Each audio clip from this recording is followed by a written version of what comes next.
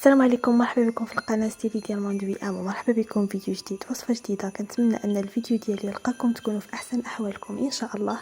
اليوم غادي نحضر معكم كيف ما كتشوفوا في لا فيديو. هاد الطرطه جات على شكل وجه ديال بابا نويل، هيدا تفرحوا بها وليداتكم، و ميم طون اقتصاديه وكتجي لذيذه، وفي نفس الوقت جبت لكم بطريقه اللي سهله ومبسطه.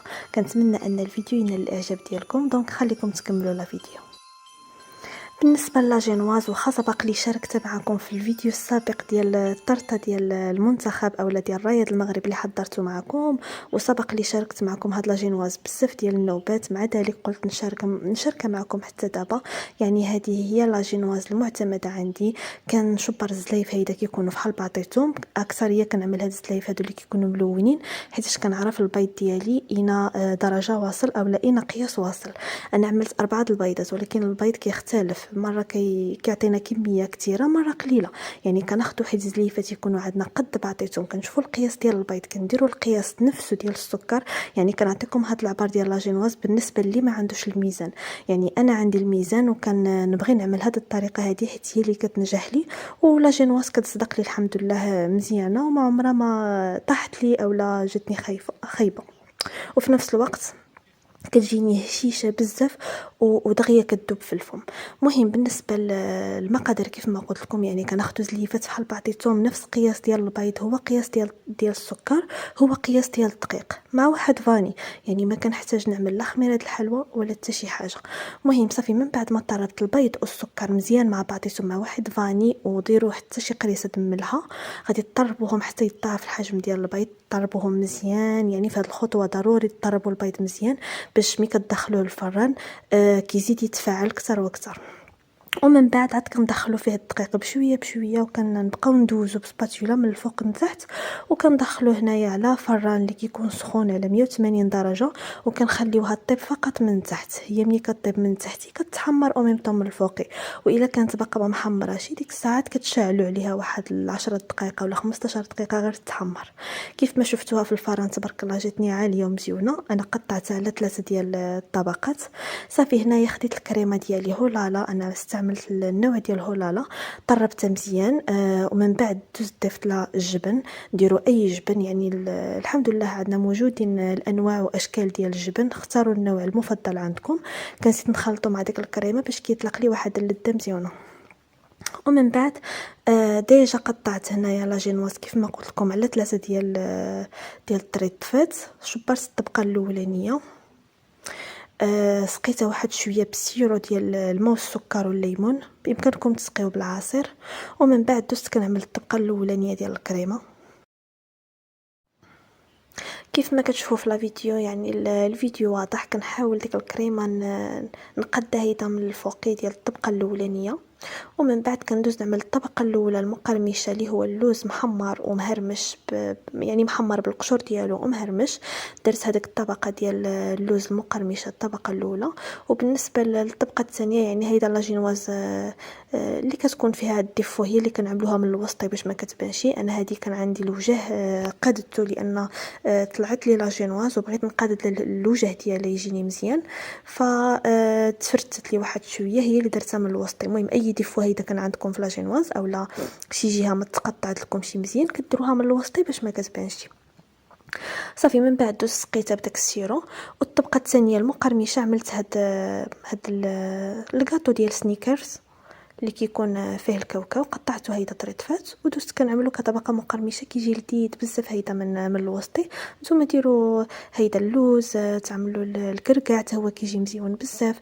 هيدا لي بسكوي كاينه بحال هذا سنيكرز مارس كيت كات، هو كيجي مزيون بزاف. سبق لي شاركته في الطرطه اللي شاركتها معكم على شكل قلب. صافي يعني الطبقات المقرمشه كل واحد والرغبه ديالو شنو كيبغي يعمل. من بعد دوزت كنعمل هاد الكريمه هذه واحد شويه في الوجه، وغادي نغلفها بديك البلاستيكه وغندخلها للثلاجه نخليها ترتاح لي واحد الساعه المكانه. ومن بعد عاد غادي نمونطيها معكم. خليت ترتاح لي غير واحد الساعه بلا ما جمعت الكوزينه هيدا، وغسلت داك القشيعات اللي كيتجمعوا لنا بلاجينواز وديك الشيء ديال التطراب ديال الكريمه. بحال الطرطات كيتقوروا فيهم القشع. جمعت الكوزينه، خليت الطرطه ديالي كترتاح واحد شويه. من بعد دوزت كنكمل المونتاج هيدا معكم. دوزت كنقادت الجوانب مع الفوقي هيدا بهاد سباتولا. ومن بعد غادي نستعمل بحال هاد الملاسه هادي ديال البلاستيك، كتعاون بزاف باش تجيكم الطرطه ديالكم مقاده. حيت يعني الطرطه ما غاديش نغلفها بالكلاصاج اولا يعني الكلاصاج اللي كيدرق العيوب، اولا غادي نغلفها بالعجينه السكر. يعني يبقى هذا هو وجهها، ضروري خصني نخدمها مزيان باش تجيني مقاده. وفي هاد الوقيته ملي كيكون الجو بارد يعني الطرطه دغيا كتخدم لكم وكتقاد دغيا، عكس ملي كيكون الجو سخون. وفي وقت الصيف يعني الطرطات كنتعذبوا معاهم هيداك، وما كيبغيوش يتقادوا دغيا، والكريمه كتسيح والشوكولات كيسيح. اما دابا حيت الجو بارد يعني دغيا تقادت معايا. وكيف ما شفتوا يعني حاولت نقادد الوجه ديالها، وكان هذا هو الشكل النهائي. دابا غادي ندوز نعمل واحد الشريطه هيدا باش تجيني مستقيمه، اللي غادي نعمل بها الطربوش ديال البابا نويل. شبرت شويه ديال الكريمه سائله، خلطت معاها ملون احمر باش عطاتني داك اللوين حميمر هيداك. يعني كريمه سائله، ماشي حتى تطلعوا الكريمه عاد تجلسوا تخدموا فيها الملون هيداك، ما تخدم لكم شي مزيان.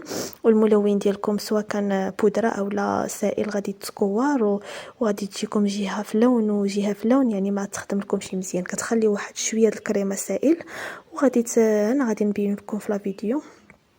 وغادي تديروا فيه ملون، انا عملت عندي ملون سائل وصافي. وغادي تطلعوا الكريمه ديالكم عادي. وكيف ما شفتوا يعني دوزت كنعدل هيدا الجوين باس ديالها. ومن بعد دوزت كنعمل الطريباش على هذا الشكل هذا في اللون الاحمر. دونك نخليكم تكملوا الطريقه ديال التزيين ديال هذا الطرطه في لا فيديو.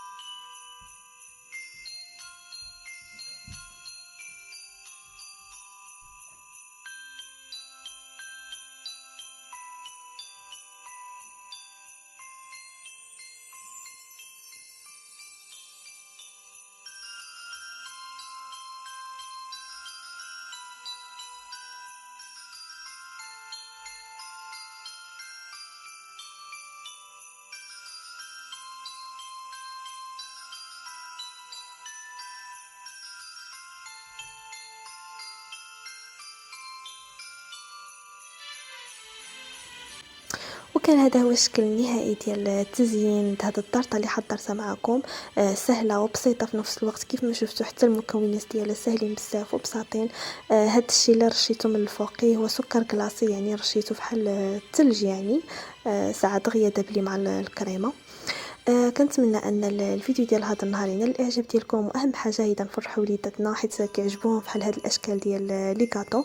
كنتمنى ان الفيديو يعجبكم، واذا كنتوا اول مره كتزوروا القناه ديالي ما تنساوش انكم تشتركوا عندي في القناه وتفعلوا الجرس باش هيدا تشجعوني انني نبارطاجي معكم بزاف ديال الجديد ان شاء الله.